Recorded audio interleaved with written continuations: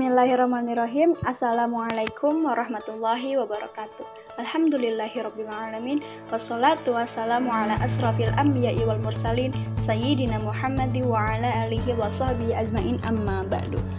Yang kami hormati yaitu Bapak Studi Rizal selaku dosen pengampu pada mata kuliah Filsafat Dakwah kelas Manajemen Dakwah 3B. Kami dari kelompok 2 akan menjelaskan materi yang berjudul Islam sebagai Agama Dakwah. Saya Rina Puspita selaku moderator. Baik, langsung saja. Untuk penjelasannya akan ada 3 materi, yaitu tentang makna Islam sebagai agama dakwah. Untuk materi yang pertama akan dijelaskan oleh saya sendiri dan juga saudari Lutfiatun Nisa. Untuk materi yang kedua yaitu tentang dakwah dan universalisme Islam yang akan dijelaskan oleh Ahmad Sultan Aulia dan juga Muhammad Ali Imron Hamzah Al-Muhdor. Dan untuk materi yang terakhir yaitu tentang konsekuensi universalisme dakwah terhadap peradaban umat Islam yang akan dijelaskan oleh saudara Henry Saputra dan juga saudari Mila Zahratun Mila. Baik, kepada pemateri pertama dan selanjutnya sampai selesai dipersilahkan. Baik, Islam sebagai agama dakwah. Makna Islam sebagai agama dakwah menurut para ahli perbandingan agama dari 6 agama besar yang ada di dunia, kita akan mengenal suatu istilah tentang agama dakwah dan agama non-dakwah. Nah, untuk mencari tolak ukur dalam menentukan kategori itu agama dakwah atau non-dakwah, itu berdasarkan ada tidaknya tuntutan penyebaran ajaran agama dalam doktrinnya tersebut. Nah, menurut Thomas W. Arnold, agama dakwah ialah agama yang memiliki kepentingan suci untuk menyebarkan kebenaran dan menyadarkan orang-orang kafir sebagaimana dicontohkan sendiri oleh penggagas agama itu dan diteruskan oleh para penggantinya. Nah, agama Islam, Kristen, dan Buddha itu termasuk ke dalam agama dakwah. Sedangkan agama Yahudi, Majusi, dan Hindu termasuk agama non-dakwah. Nah, ketiga agama yang disebutkan di atas, yakni Islam, Kristen, dan juga Buddha, termasuk ke dalam agama dakwah karena ketiga agama dakwah tersebut disebut dengan agama samawi. Agama samawi apa sih? Agama samawi itu agama yang datangnya dari langit berlandaskan wahyu Tuhan. Nah, sedangkan agama Yahudi, Majusi, dan Hindu termasuk agama non-dakwah atau agama Wadi. Agama Wadi adalah agama yang tumbuh di bumi atas praksar serta pemikiran manusia, atau bisa dibilang berdasarkan akal manusia, dibuat oleh manusia. Semacam Buddha hasil renungan pikiran seorang tokoh Siddhartha Gautama, atau Hindu sebagai akulturasi budaya antara bangsa Arya dan juga bangsa Dravida. Dan juga agama Majusi itu termasuk ke dalam kelompok agama alami yang dilandasi motivasi untuk melindungi jiwa yang ketakutan, sama halnya dengan agama animisme dan juga dinamisme. Mungkin sekian dari saya, selanjutnya akan dilanjutkan oleh saudari Lutfiatun Nisa. Terima kasih. Bismillahirrahmanirrahim. Assalamualaikum warahmatullahi wabarakatuh. Perkenalkan, nama saya Lutfiatun Nisa, NIM 088. Saya di sini akan membawakan materi lanjutan dari teman saya Rina Puspita yang berjudul Makna Islam sebagai Agama Dakwah. Setelah kita dengarkan tadi penjelasan dari teman saya bahwa agama Islam merupakan bagian dari agama-agama yang mempunyai misi dakwah. Nah, karena sebagai agama dakwah, tentunya agama Islam mempunyai landasan dasar mendasar yang menjadikan agama Islam tersebut sebagai agama dakwah. Tiada lain dan tiada bukan landasan agama Islam itu yaitu Al-Quran dan As-Sunnah, hadis Rasulullah SAW. Di dalam Al-Quran surat An-Nahl ayat 125 yang berbunyi A'udzu billahi minasyaitonir rajim. Bismillahirrahmanirrahim. Ud'u ila sabili rabbika bil hikmati wal mau'idatil hasanati wajadilhum billati hiya ahsan. Inna rabbaka huwa a'lamu biman dhalla an sabilihi wa huwa a'lamu bil muhtadin. Nah, di dalam ayat tadi, landasan agama Islam sebagai agama dakwah dengan cara yang baik, hikmah dan mau'idoh. Membantahnya pun dengan cara yang baik, hikmah dan mau'idoh. Singkatnya seperti itu ya teman-teman. Nah, sekarang di dalam hadis Rasulullah SAW atau sejarah Rasulullah yang menjadikan agama Islam itu sebagai agama dakwah.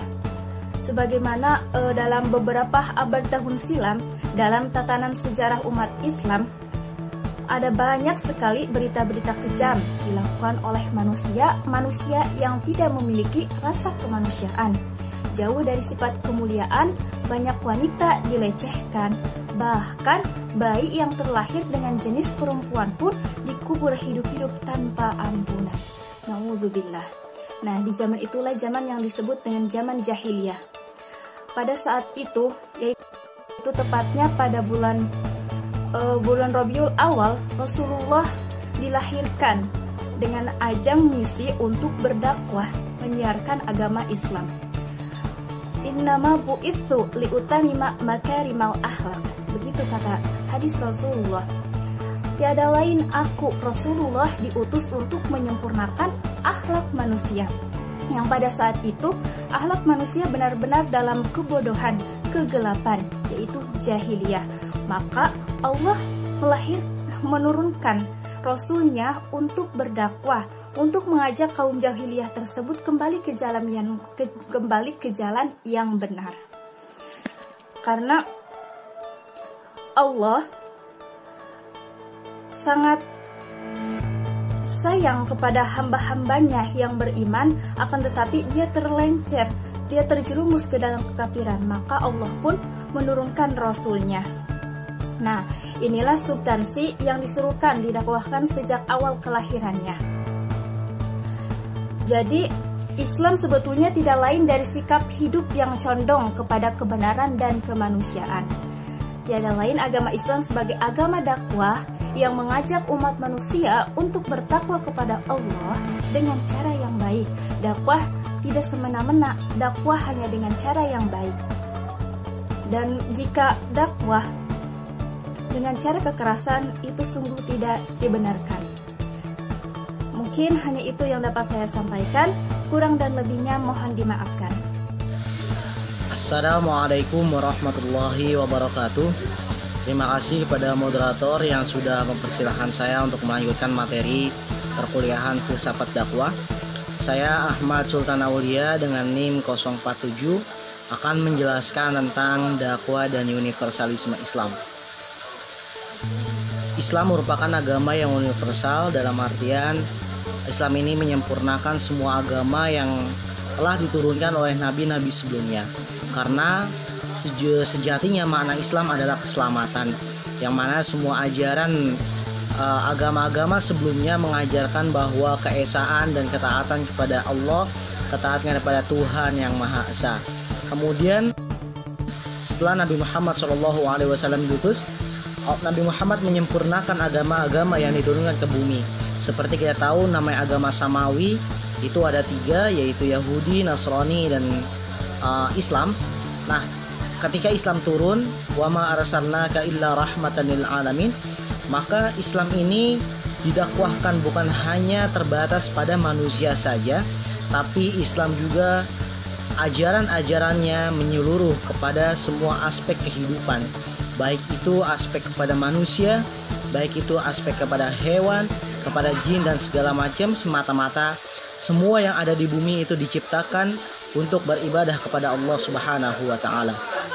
Maka universalisme Islam ini sangat kontekstual sekali, di mana Islam bukan hanya mengajarkan hubungan yang vertikal, namun juga Islam mengajarkan hubungan yang horizontal. Bagaimana berhubungan antara makhluk dengan makhluk, bagaimana hubungan antara makhluk dengan Tuhan, yang mana di sini ada hablum minallah dan hablum minan nas. Maka di dalam Islam pula diajarkan bagaimana caranya bermuamalah, hablum minan nas, bagaimana caranya sholat, beribadah, yang mana ini masuk dalam kategori hablum minallah. Ini universalisme Islam yang sangat detail sekali, sehingga Islam mengajarkan bukan hanya beribadah pada Tuhan saja, bukan hanya beribadah pada Allah saja, tapi juga saling menghormati antara sesama menjadi modal utama untuk kehidupan seorang muslim. Karena Nabi Muhammad SAW diutus untuk menyempurnakan akhlak.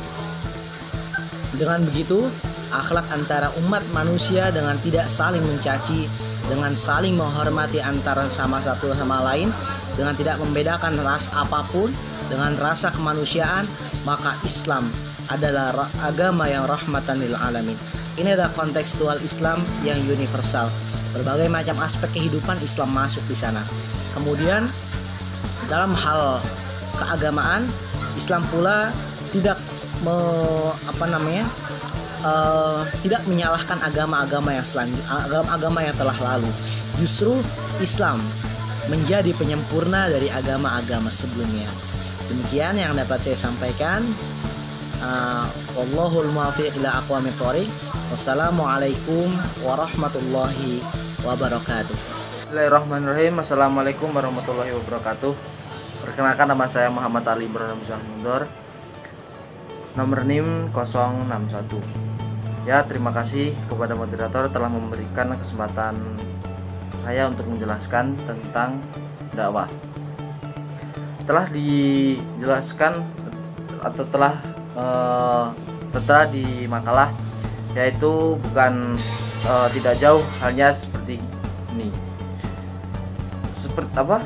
Islam dalam pengertiannya yang esensial adalah sebuah sikap hidup yang berpihak kepada kebenaran dan keseluruhan budi pengerti atau akhlakul karimah. Sebagai pengusung kebenaran dan nilai-nilai universal, Islam dengan sendirinya berwatak inklusif dan terbuka, serta diharapkan menjadi milik semua komunitas umat Islam di muka bumi. Nah, inilah salah satu makna dari universalisme Islam yang ternyata tak hanya bersifat keluar atau eksternal, tetapi juga ke dalam internal.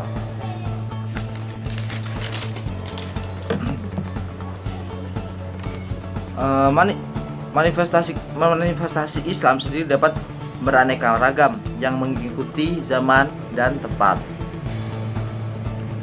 Kendati beragam tetapi keragaman manifestasi Islam itu diikuti oleh komitmen untuk berbakti kepada wujud yang satu, yaitu Allah Subhanahu wa taala, antara lain dengan sikap pasrah kepadanya. Sementara itu, tugas umat Nabi Muhammad SAW dalam konteks keuniversalan ini menurut Al-Quran adalah menjadi umat penengah atau wasit dan saksi atau al-syuhada atas sekalian umat manusia. Umat Muhammad menjadi sikap Islam yang universal. Itu menjadi nama baik agama mereka sebagai sebuah niat yang tulus ikhlas untuk berkomitmen kepadanya. Nah, mungkin cukup sekian penjelasan saya. Saya kembalikan kepada moderator. Bismillahirrahmanirrahim. Assalamualaikum warahmatullahi wabarakatuh. Halo teman-teman semua, saya Henry Saputra. Pada kesempatan kali ini, saya akan membahas mengenai konsekuensi universalisme dakwah dalam peradaban umat manusia. Peradaban dimaknai sebagai suatu kesejahteraan dan kemakmuran karena suatu peradaban mengharuskan adanya kemajuan aspek kehidupan kemanusiaan dalam segi materi maupun pengetahuan. Masyarakat yang beradab memiliki norma-norma, keteraturan hidup, dan ketaatan terhadap pemimpin, serta menyadari bahwa kehidupan sosial merupakan suatu kebutuhan yang tidak dapat ditolak. Jadi, bisa kita simpulkan bahwasanya peradaban adalah kehidupan masyarakat yang memiliki norma-norma atau nilai yang dianut serta kemajuan material atau intelektual yang dicapai. Untuk mencapai hal tersebut, ada langkah-langkah sebagai berikut. Yang pertama, dakwah mengajak manusia kepada kedamaian. Yang kedua, dakwah mengajak manusia kepada keadilan. Dan yang ketiga, dakwah mengajak manusia kepada kehidupan yang bermoral, serta dakwah mengajak manusia kepada kesamaan derajat, persamaan hak, dan persamaan gender. Untuk mencapai suatu masyarakat yang beradab, dakwah perlu bersifat terbuka, tidak boleh tertutup, karena hal itu merupakan faktor utama yang menyebabkan pesatnya penyebaran Islam di dunia. Mungkin segitu saja yang dapat saya sampaikan, kurang lebihnya mohon maaf. Nama saya Mila Zahratul Milah, nomor induk mahasiswa 058. Di sini saya akan menjelaskan mengenai konsekuensi universalisme dakwah terhadap peradaban umat manusia. Peradaban sebagai wujud tertinggi dari kreasi akal budi manusia. Peradaban adalah hasil pencapaian kerja keras dan perjuangan suatu umat. Pencapaian ini berbanding lurus dengan effort dan komitmen mereka terhadap moral-moral kemanusiaan sebagai bahan dasar sebuah peradaban. Sudah menjadi ketentuan Allah, sunnah Allah terhadap manusia bahwa peradaban ini akan dipergilirkan di antara umat manusia searah dengan komitmen, keimanan, dan kesaksian mereka terhadap Allah. Hikmah dijadikan manusia tidak seragam tetapi plural adalah sebagai bentuk ujian liyabluwakum fima atakum, dan agar mereka berlomba-lomba untuk menggapai kebaikan itu. Fastabiqul khairat. Manusia yang diciptakan Tuhan dari berbagai macam suku bangsa, ras, dan agama adalah saling mengenal, litta'aruf, yakni memahami kelebihan dan kekurangan masing-masing untuk bekerja sama membangun peradaban yang universal. Perkembangan teknologi sampai pada situasi yang mengharuskan setiap umat menjalin hubungan dan berdialog dengan umat lain secara lebih intensif dan akrab adalah menjadi suatu yang dirasa mustahil pada masa kita sekarang ini, mengandaikan sebuah peradaban yang lahir dari umat tertentu tanpa melibatkan peranan kelompok tanpa umat lain. Ini berarti umat muslim harus dapat membuka diri, berkomunikasi dan berdialog bersama masyarakat yang mendunia, membangun peradaban baru yang universal dan kosmopolit, namun tanpa kehilangan identitas jati dirinya. Langkah awal ke arah itu. Untuk materi terakhir yaitu tentang langkah-langkah dakwah menuju masyarakat berkeadaban. Yang pertama yaitu adalah dakwah mengajak kepada umat manusia agar membangun kehidupan yang aman dan damai dalam kehidupan masyarakat. Yang kedua, dakwah menyuruh kepada umat manusia agar meninggalkan gaya hidup atas penindasan dan mengajak kepada hukum dan keadilan. Yang ketiga, dakwah menyuruh kepada umat manusia agar kesadaran kehidupan bermoral. Dan yang terakhir, ada dakwah menyeru kepada egalitarisme atau manusia itu ditakdirkan sama derajat, emansipasi, persamaan hak, dan berbagai aspek kehidupan masyarakat dan kesetaraan gender. Cukup sekian dari kelompok kami. Bismillahirrahmanirrahim. Assalamualaikum warahmatullahi wabarakatuh. Nama saya Lutfiah Tunisa, NIM 088. Di sini saya akan menjawab pertanyaan dari saudari Nur Hidayah 073. Pertanyaannya ialah, bahwasanya Islam dikenal dengan keluhuran budi pekerti yang sangat tinggi. Terbukti dengan perintah untuk senantiasa menjaga hubungan dengan sesama, memuliakan tamu, menghargai tetangga, dan sebagainya. Tetapi seringkali seorang muslim bertolak belakang dengan ajaran Islam, dan justru seorang yang non-muslim dari segi perilaku ataupun adabnya lebih baik dari muslim itu sendiri. Bagaimana menurut Anda tentang hal tersebut? Baik, di sini saya akan mencoba menjawab. Menurut pandangan saya sendiri ya, berdasarkan yang saya pelajari, bukan hanya agama Islam yang mempunyai ajaran keluhuran budi atau yang sering disebut dengan akhlak. Agama-agama lain pun mempunyai ajaran tentang keluhuran budi. Setiap ajaran tersebut tentunya mempunyai konsekuensinya terlebih dahulu. Konsekuensinya masing-masing. Nah, dalam agama Islam, jika seorang muslim melaksanakan tentang ajaran Islam tersebut, seperti memuliakan tamu, berbakti kepada orang tua, dan lain sebagainya, maka akan mendapat balasan berupa pahala. Sedangkan jika tidak mengerjakan ataupun justru mendurhakai, bahkan tidak membenarkan ajaran tersebut, maka agama Islam tersebut akan mendapat dosa atau azab. Nah, di dalam ajaran lain pun tentunya mempunyai konsekuensi yang sama seperti agama Islam. Di dalam agama mereka pandangannya seperti Islam. Kalau mengerjakan, dia pasti mendapat balasan yang baik, dan kalau tidak mengerjakan, pasti akan mendapat balasan yang buruk.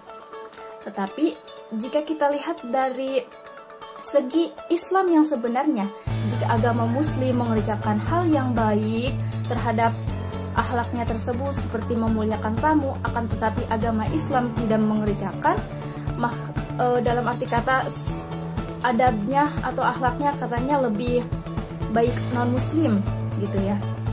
Nah, menurut saya, jika memang kalau dari segi pandangan manusia, dari segi sosial, memang lebih baik non-muslim tersebut akhlaknya, karena dia bersifat mengajarkan ajarannya terhadap tamu, keluarga, dan sebagainya.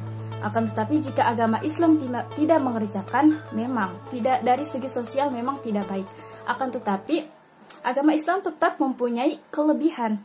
Kelebihannya yaitu dia mempunyai keimanan yang tentunya bermanfaat kelak di yaumil kiamat. Karena non-muslim tidak mempunyai keimanan, jadi kebaikannya itu dalam Islam yang hakiki tidak berguna, tidak percuma saja gitu. Dia melaksanakan kebaikan, akan tetapi kebaikannya itu terhalang oleh dinding keimanan, ketauhidan mereka terhadap Tuhan yang sebenarnya, yaitu Allah Subhanahu wa Ta'ala. Nah, jika kita contohkan seperti ini, kalau ada universitas, satu mahasiswa, dia termasuk mahasiswa universitas tersebut, dia melaksanakan tugas, tapi kadang tidak, nilainya menjadi kecil. Akan tetapi yang tidak kuliah, dia mengerjakan tugas, dia baik, ini itulah baik pokoknya. Tapi suatu saat pasti yang akan mendapat gelar sarjana yang mana? Pasti yang terdaftar di universitas, bukan yang di luar non-universitas. Jadi si mahasiswa itu mempunyai hal yang terkuat, yaitu dia terdaftar sebagai mahasiswa universitas tersebut, sedangkan orang lain itu tidak termasuk mahasiswa di universitas tersebut. Jadi percuma kalau dia berbuat baik, dalam arti kata mengerjakan tugas-tugas dari dosen, tapi dia statusnya bukan mahasiswa, jadi tidak akan mempunyai gelar kelaknya. Mungkin hanya itu yang dapat saya sampaikan. Mohon dimaaf apabila ada kekurangan, kurang dan lebihnya mohon dimaafkan.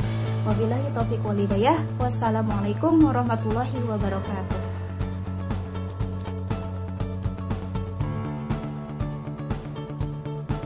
Baik, saya akan menjawab pertanyaan dari saudari Alusi Hazami. Pertanyaannya, kenapa agama Islam disebut sebagai agama dakwah? Lalu, apakah agama-agama lain juga demikian? Nah, Islam merupakan agama dakwah. Di samping ajaran-ajaran yang spiritual, tersebarnya Islam tidak lain karena adanya proses dakwah. Proses ini dilakukan oleh para generasinya atau oleh para pengikutnya terus-menerus hingga kini. Dengan kata lain, Islam disebarkan salah satu caranya yaitu dengan dakwah yang dilakukan oleh umatnya sendiri dan untuk umatnya sendiri. Ini adalah salah satu alasan mengapa Islam disebut sebagai agama dakwah. Agama dakwah adalah agama yang di dalamnya terkandung perintah kepada para penganutnya untuk menyebarluaskan kepercayaan yang dianggapnya sebagai kebenaran. Tujuannya adalah agar agamanya itu dapat diterima oleh masyarakat luas. Oleh karena itulah, perkembangan dakwah akan senantiasa berkesinambungan dari generasi ke generasi. Hal tersebut karena kewajiban dakwah sendiri dalam agama Islam sebagai kewajiban umat itu sendiri. Allah Subhanahu wa taala berfirman dalam Al-Qur'an surah Ali Imran ayat 110 yang berbunyi, A'udzu billahi minasyaitonir rajim. Bismillahirrahmanirrahim.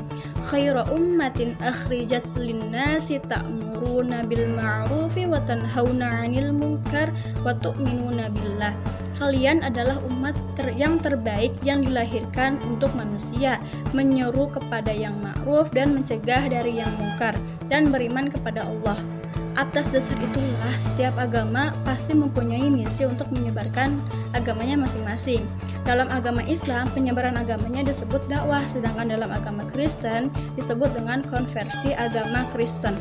Orang yang memberikan pengajaran Islam namanya dai. Nah, sedangkan orang Kristen disebut dengan misionaris. Baik, terima kasih kepada saudara Ainul Yakin yang sudah memberi pertanyaan untuk diskusi kita agar lebih seru kali ini. Pertanyaannya adalah, berikan contoh dan maksud dari ajaran dasar mutaghayyirat atau al-mabadi di luar ajaran-ajaran yang bersifat pokok atau thawabit al-mabadi itu seperti apa? Baik, di sini saya akan menjelaskan bahwa ajaran-ajaran mutaghayyirat itu adalah permasalahan-permasalahan dalam hal konteks hablum minan nas. Dalam hal ini adalah konteks muamalah. Karena konteks muamalah ini merupakan konteks yang berkaitan dengan sesama manusia. Hubungannya dengan sesama manusia, hubungannya kita dengan sesama makhluk sosial. Dengan begitu, maka muamalah ini adalah konteks agama yang mana mutaghayyirat, berubah-ubah.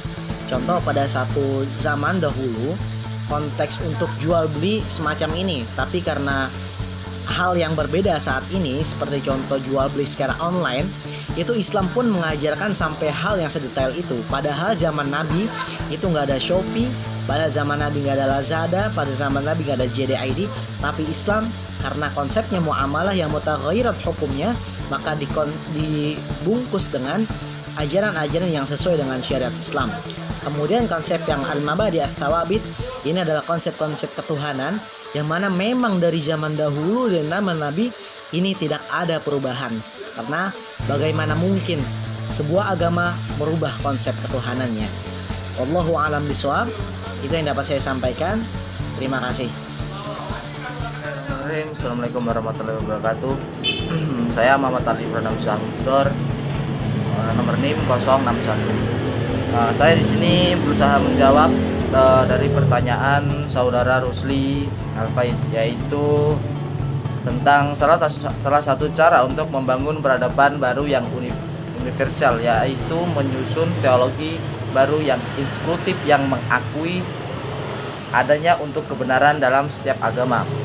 Nah, yang ditanyakan yaitu apa penjelasan dari cara tersebut dan bentuk teologi baru yang inklusif itu seperti apa?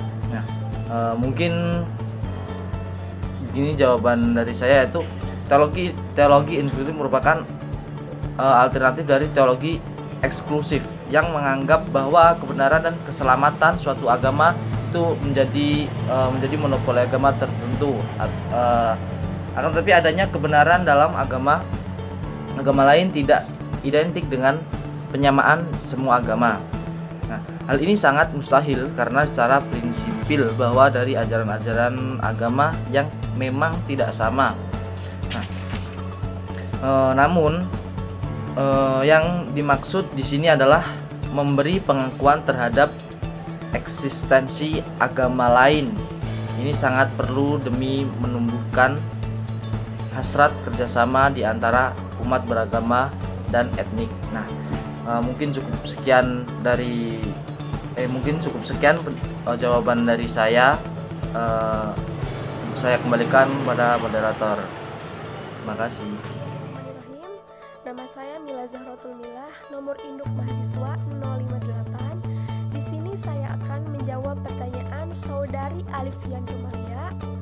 Bagaimana cara mengajak manusia ke jalan yang benar pada zaman sekarang?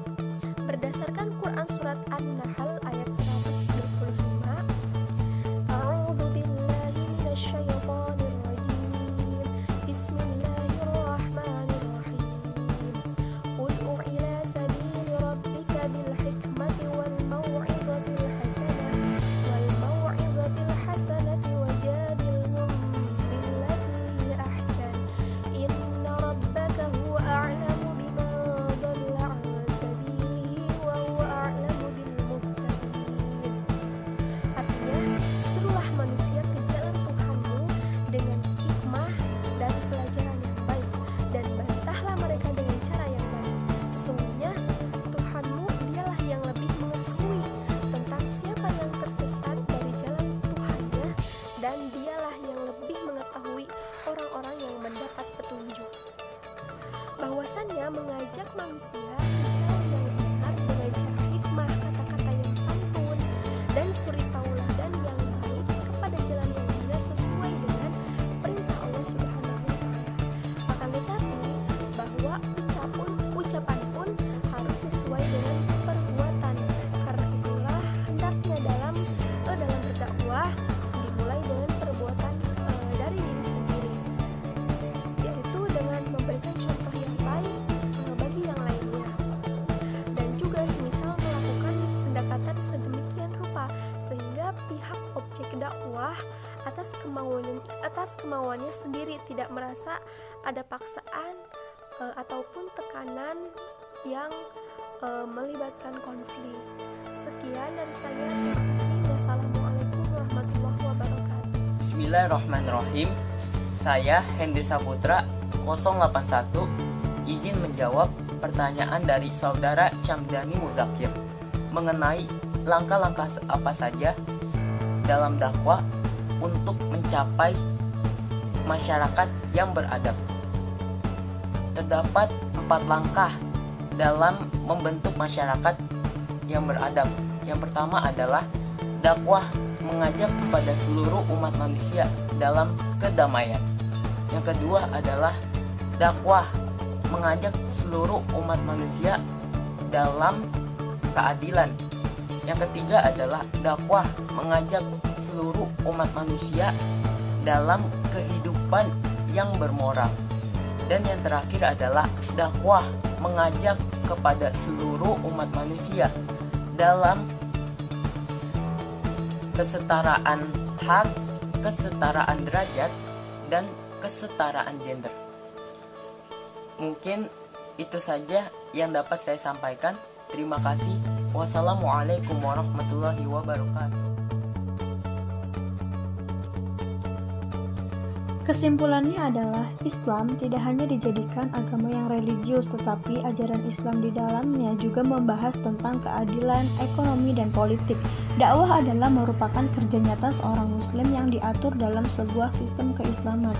Dakwah Islam mengajak dan membimbing perjalanan hidup manusia, menembus tahap-tahap peradaban yang dicapainya dengan fitrah dan sunatullah, mengajak hidup kreatif dan produktif, tanpa akan menjerumuskan dalam sikap materialistik. Tujuan dakwah secara umum sebagaimana yang diisyaratkan dalam Al-Quran adalah mengajak umat manusia kepada jalan yang benar yang diridhoi Allah Subhanahu wa Ta'ala.